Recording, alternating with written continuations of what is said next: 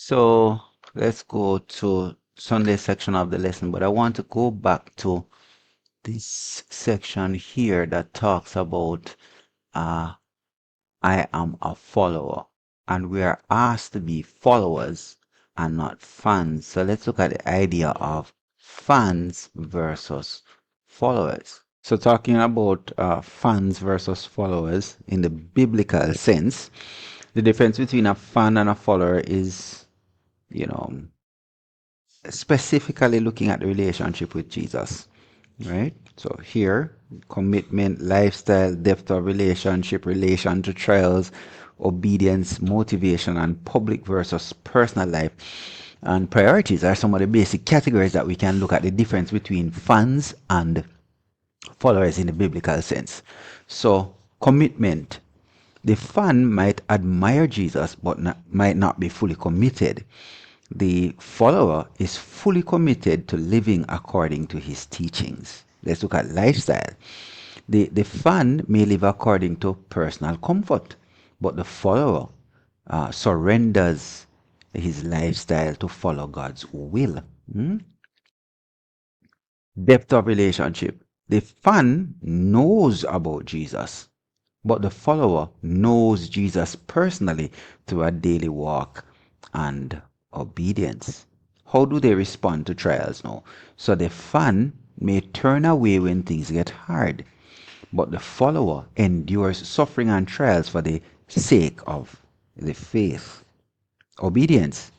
The fan has selective obedience, while the follower has wholehearted obedience. Motivation.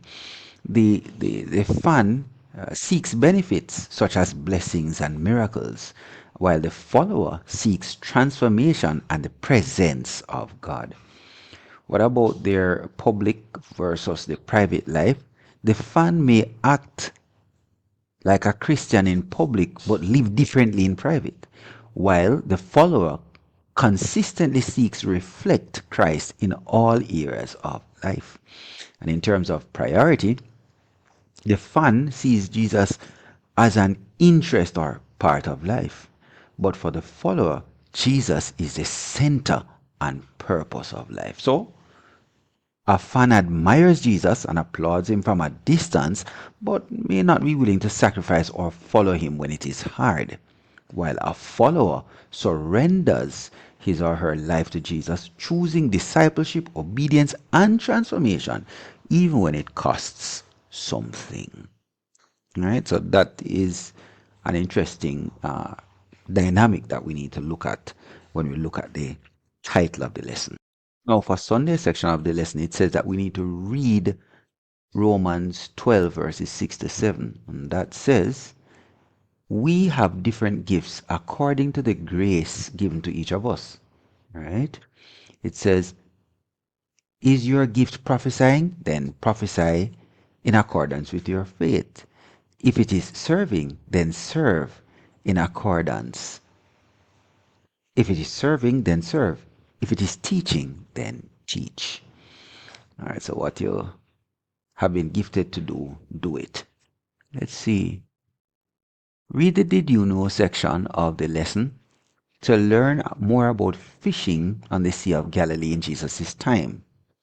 Jesus used the image of fishing for men because that was what his disciples were familiar with. For them, it would create a picture of gathering a great number of people out of the world and into God's kingdom.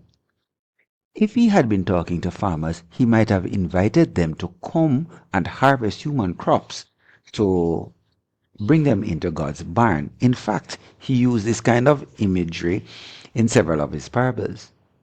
What types of images might Jesus use today in inviting people to bring others into his kingdom? What images might he use if he were calling a teacher, a bus driver, a doctor, or a teenager? Let's go with this now. So I think that if he were calling the teacher, he might tell them about a final exam or a graduation, right? So if he's calling the teacher, teachers help to prepare children for final exams and graduation. If it was a bus driver, he might be inviting them on a journey to reach this final destination. All right.